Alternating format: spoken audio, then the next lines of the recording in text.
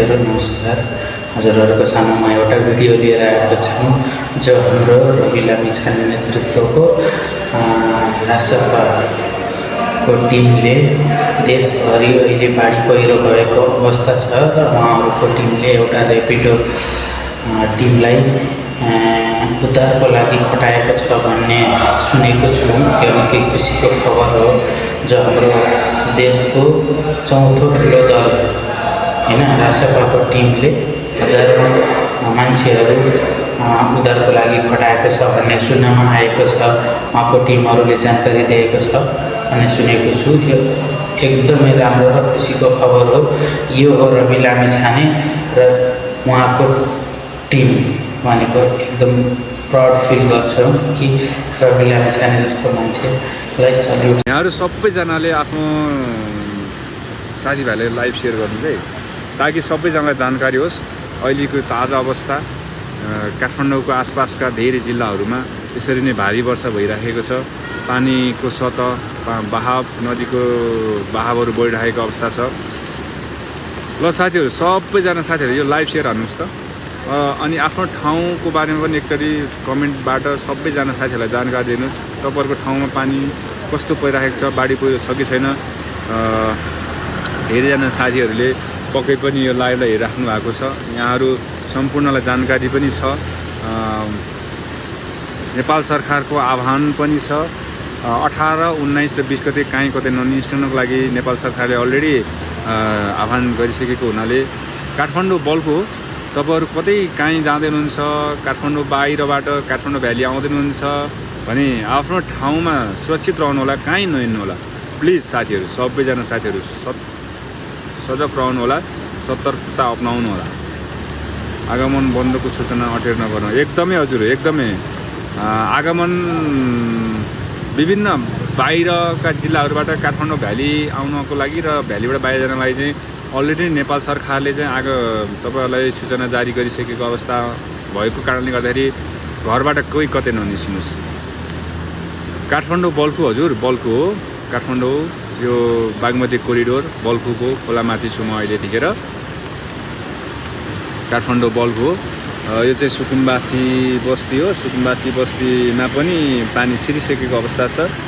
पानी मुसलधारे पानी परिरहेको छ। पानी रोकिने कुनै चान्स छैन। पानी एकदमै परिरहेको हुनाले यो नदीको बहाव बढिरहेको अवस्था छ र जोखिमहरू पनि बढिरहेको अवस्था छ। सुकुम्बासी बस्ती छोइसकेको अवस्था छ। यसरी नै बढ्दै जाने भने कालीमाटी, बल्कु, तरकारी बजार पनि केही समय पानी माथि आउन सक्छ। यहाँहरू सम्पूर्णलाई नमस्ते है।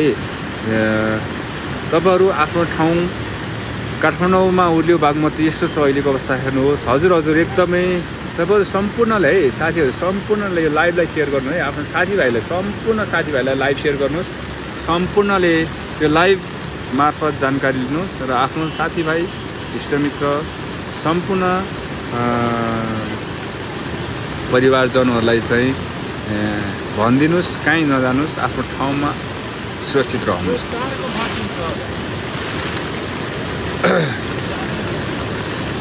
हजुर खो यो नदी हो, नदी काठमाडौँ बागमती नदी भनौँ न होइन। लाइभलाई सेयर गर्नु सबैजना साथीहरू, लाइभ सेयर हानिदिउँ है, लाइभ सेयर हानिदिउँ। सबैजना साथीलाई जानकारी दिउँ यहाँहरू को कहाँबाट हेर्दै हुनुहुन्छ, कस्तो अवस्थामा हुनुहुन्छ, अनि आफ्नो ठाउँको बारेमा पनि हामीलाई कमेन्टको थ्रुबाट चाहिँ जानकारी दिनुहोस्। तपाईँहरूको ठाउँ काठमाडौँ बल्कु हजुर, काठमाडौँ बल्कु, काठमाडौँ बल्कु हजुर, काठमाडौँ बल्कु। तारहरू छोइसकेको अवस्था छ। नदी बस्तीमा चाहिँ पानी छिरिसकेको अवस्था छ। त्यस कारणले गर्दा पनि म तपाईँहरूलाई यो लाइभ सेयर गरिरहेको छु। हजुरहरू, हाम्रो धेरैजना नेपाली दाजुभाइ दिदीबहिनीहरू, आमाबुवाहरू होइन, आफ्नो हुनुहुन्न, विदेशमा हुनुहुन्छ। यस्तो आपद विपदको घडीमा यहाँहरू यसरी लाइभ हेर्दै हुनुहुन्छ, पक्कै पनि मन धेरै खिन्न हुनसक्छ। आफ्नो साथीभाइ, आफ्नो घर परिवार, आफ्नो इष्टमित्र सम्पूर्णलाई चाहिँ जानकारी गराइदिनुहोस्। काहीँ नजानको लागि आह्वान गर्नुहोस् है। धेरैजना साथीहरू बाहिरबाट हेर्दै हुनुहुन्छ, आफ्नो स्वदेशमा हुनुहुन्न, विदेशमा हुनुहुन्छ। त्यस कारणले तपाईँहरूको मन एकदम भारी हुनसक्छ, खिन्न हुनसक्छ। यो देशको स्थिति अस्ति भर्खरै त्यत्रो ठुलो जनजनको क्षति भयो, आन्दोलन भयो। नेपाललाई हेर्नुहोस् हरेक ठाउँबाट चाहिँ दुःख परिराखेको छ। यो काठमाडौँ बल्खु हो, काठमाडौँ बल्खु। र साथीहरू सबैजना साथीहरूले लाइभ सेयर हाल्नुहोस् है, लाइभ सेयर हाल्नुहोस्। सबैजना साथीहरूले आफ्नो लाइभलाई चाहिँ साथीहरूमा पुर्याइदिनुहोस्। हजुर धेरैजना साथीहरू बाहिरबाट हेर्दै हुनुहुन्छ, धेरै साथीहरू आफ्नो स्वदेशमा हुनुहुन्न, आफ्नो इष्टमित्रसँग हुनुहुन्न, आफ्नो परिवारसँग हुनुहुन्न। तैपनि यस्तो अवस्थामा यहाँहरूले यो आफ्नो स्वदेशको यस्तो अवस्था देख्दा धेरैको मन भारी हुनसक्छ, धेरैलाई नरमाइलो लाग्न सक्छ। आफ्नो बुवा मम्मी, आफ्नो दाजुभाइ होइन कस्तो अवस्थामा हुनुहुन्छ, कुन ठाउँमा हुनुहुन्छ, बाढी पहिरो धेरै ठाउँमा गइरहेको अवस्था छ है। त्यस कारणले गर्दा सम्पूर्णलाई भगवान् श्री पशुपतिनाथले रक्षा गरून् यही कामना गर्दछु म चाहिँ मेरो आफ्नो ठाउँबाट। कोही कसैलाई पनि मानवीय क्षति नहोस् है। हाम्रो हजुर धन्यवाद। तपाईँहरू पनि आफ्नो ठाउँमा सुरक्षित रहनुहोला। यिनीहरू घरको मान्छेहरू स्थानान्तरण भइसकेको अवस्था छ।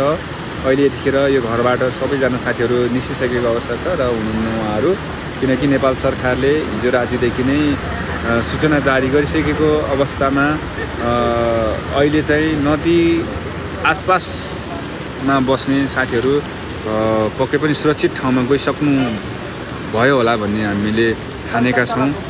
ल धेरैजना साथीहरूले हेर्दै हुनुहुन्छ, धेरैजना साथीहरूले यो लाइभलाई सेयर हाल्नुहोस् है। हाम्रो धेरैजना साथीहरूले धेरै ठाउँबाट हेर्दै हुनुहुन्छ, धेरैजना साथीहरूले पक्कै पनि यो लाइभलाई सेयर गरिराख्नु भएको छ, सबै सामु पुर्याउनु भएको छ। बल्खु हजुर बल्खु हो, यो सबै बल्खुको एरिया हो, काठमाडौँ बल्खु हो। धेरै पहिल्यै भन्ने आएको कुरा हो। हेर्नुहोस् नदीको छेउमा यो सुकुम्बासी बस्ती हटाउन खोजेको पनि हो। विभिन्न यहाँ राजनीतिक कारणहरू हुनसक्छ छ। त्यस कारणले गर्दा पनि हरेक वर्ष यसरी नै हामीले प्रकृतिसँग सामना गर्नुपर्ने हुन्छ। त्यस कारणले गर्दा एउटा सिस्टममा ल्याउन, एउटा सिस्टम बसाल्नलाई अझ टाइम लाग्छ। त्यही सिस्टम बसाल्नको लागि हाम्रो अस्ति धेरै साथीहरूले आफ्नो ज्यानको आहुति दिनुभयो, तर लास्टमा केही पनि उपलब्धि भएन। हजुर म अहिले बल्खुमा छु। हेलो हेलो सञ्चिता, हेलो कता छौ तिमी? एकदम सेफ छु म चाहिँ, सेफ छु यतिखेर। यसरी नदीको बहाव चाहिँ एकदम माथि आइसकेको छ। सुकुम्बासी बस्तीमा छोइसकेको छ, यो बल्खु एरिया हो। पोहोर पनि यस्तै गरेर बिस्तारै बिस्तारै माथि आएको थियो र यसपालि पनि त्यही अवस्थामा पुगिसकेको अवस्था छ। हजुर धन्यवाद सबैजना साथीहरूलाई, धन्यवाद। ल सबैजना साथीहरूले यो लाइभ सेयर हानिदिनुहोस् है। सबैजना साथीहरूले लाइभ सेयर हानेर आफ्नो साथीहरूलाई जानकारी गराइदिनुहोस्, ताकि आफ्नो घरबाट कतै ननिस्किनुहोस्। अहिले एकदमै आपत्को अवस्था छ, यो विपदको घडी छ। पानी मुसलधारे परिराखेको छ, पानी रोकिएको अवस्था छैन, खोलाको बहावहरू बढिराखेको अवस्था छ। नदी आसपासका बस्तीहरू डुबानमा परिसकेको अवस्था छ। त्यस कारणले गर्दा पनि सचेत रहनु होला। यो काठमाडौँ बल्खु हो हजुर, बल्खु। सबैजना साथीहरूले लाइभ सेयर हान्नु है, आफ्नो साथीभाइलाई सबैजना लाइभ सेयर हान्नुहोस् ल। अहिलेको यो ताजा अवस्था काठमाडौँको बल्खुदेखि यो नदीको भाग हो र यसरी नदी उर्लिराखेको अवस्था छ। सबैजना साथीहरूले लाइभ सेयर हान्नुहोस् है, सबैजना साथीहरूले एकदमै लाइभलाई धेरैभन्दा धेरै सामु पुर्याइदिनुहोस् र जानकारी गराइदिनुहोस्। हजुर यो पुलमाथि हो, हजुर यो बल्खुको खोला पुलमाथि हो। यहाँ चाहिँ धेरैजना साथीहरू हेर्ने हुनुहुन्छ। यो रोड हो र यो चाहिँ पुलमाथि हो।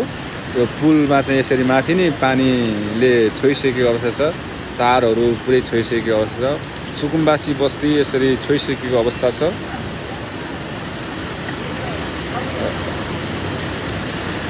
ल सबैजना साथीहरूले एकचोटि लाइभलाई चाहिँ आफ्नो साथीहरूलाई सेयर गरिदिनुहोस् ल।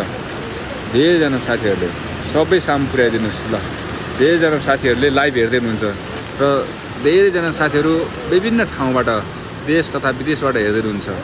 तपाईँहरू कुन ठाउँमा बसेर यो लाइभ हेर्दै हुनुहुन्छ, आफ्नो ठाउँको बारेमा स्वदेशमा हुनुहुन्छ, विभिन्न जिल्लाहरूबाट हेर्दै हुनुहुन्छ भने तपाईँहरूको ठाउँतिर बाढी पहिरो पानी के अवस्था छ जानकारी गराउनुहोस् है त। यो बल्खु हो, काठमाडौँ बल्क हो।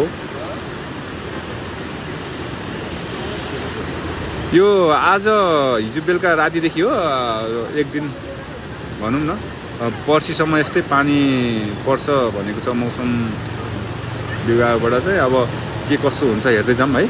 प्लस धेरैजना साथीहरूले लाइभ सेयर हान्नु है, धेरैजना साथीहरूले लाइभ सेयर हान्नु।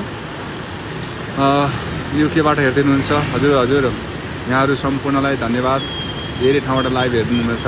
यहाँहरू बाहिरबाट हेर्दै हुनुहुन्छ भने लाइभ सेयर गरेर आफ्नो घर परिवार, आफ्नो इष्टमित्र, साथीभाइ सबैजनालाई जानकारी गराउनुहोस्। यो लाइभ मार्फत कहीँ कतै ननिस्किनको लागि चाहिँ आह्वान गर्नुहोस्, उहाँलाई सुझाव गर्नुहोस्।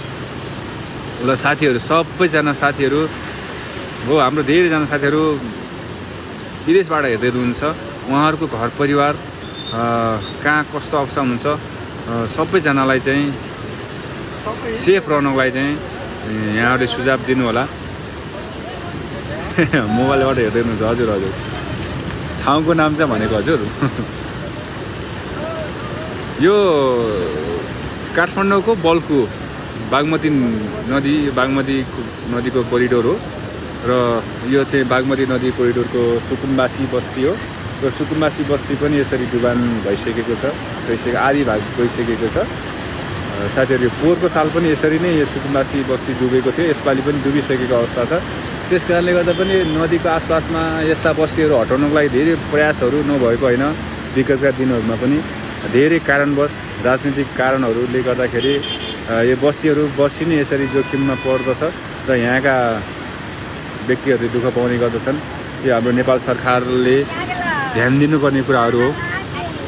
ल साथीहरू, खोइ त लाइभ सेयर हान्ने, लाइभ सेयर हान्नु है, सबैजना साथीहरू लाइभ सेयर हान्नु। म यतिखेर काठमाडौँ यो बल्खु बागमती कोरिडोरको यो छेउबाट बसेर तपाईँहरूलाई लाइभ गर्दैछु। हजुर, यो हेर्नुहोस् न हाम्रो चित्र लिम्बूजी, अब यो प्रयासहरू नभएको होइन, धेरै प्रयासहरू भएको हो। यो सुकुम्बासी बस्ती हटाउनलाई यहाँ विभिन्न राजनीतिक कारणले गर्दाखेरि यी बस्तीहरू हेर्नुहोस् त कति दुःख पाउँछन् हरेक वर्ष। फेरि एक वर्ष मात्रै होइन, हरेक वर्ष यसरी दुःख पाउने गर्दछन्।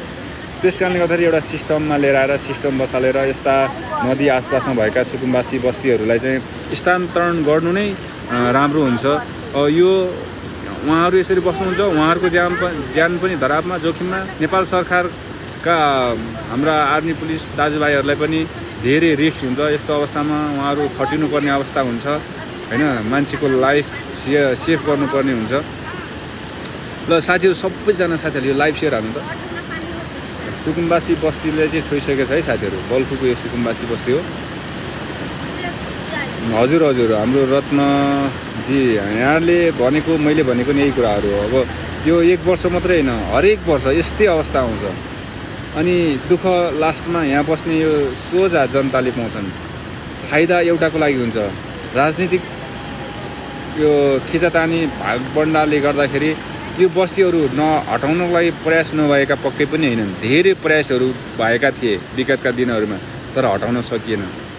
गाली गर्ने एउटा झुन्ड छुट्टै थियो, यो बस्ती हटाउँछु भन्ने व्यक्तिलाई गाली गर्ने झुन्ड धेरै छन्, अहिले पनि धेरै छन्, तर ती कुराहरू बुझ्दैनन्। अब यहाँ हेर्नुहोस् त, यो लास्ट इयर पनि यस्तै थियो, त्योभन्दा विगतका वर्षहरूमा पनि यस्तै थियो र यसपालि पनि यस्तै छ। हरेक वर्ष यसरी जनताले चाहिँ शास्ति भोग्नुपर्छ र भोगिराखेको अवस्था हुन्छ। अनि सरकार चलाउने होइन, जो राजनीतिक दलहरू चाहिँ आफ्नो राजनीतिक फोहोरी गेम खेलेर यो सोझा जनताहरूलाई चाहिँ वर्षी नै यसरी नै मर्काम पार्ने गर्छन्। अब प्रकृतिसँग कसले लड्न सक्छ र हेर्नुहोस्, प्रकृतिसँग कसैले पनि केही गर्न सक्दैन है। अब पानी रोकिने कुनै चान्सै छैन, पानी परिराखेको छ, रातभरि यसरी पानी पर्ने भने यी बस्तीहरू रहन्छ त। हेर्नुहोस् त, यो काठमाडौँ बल्कु हो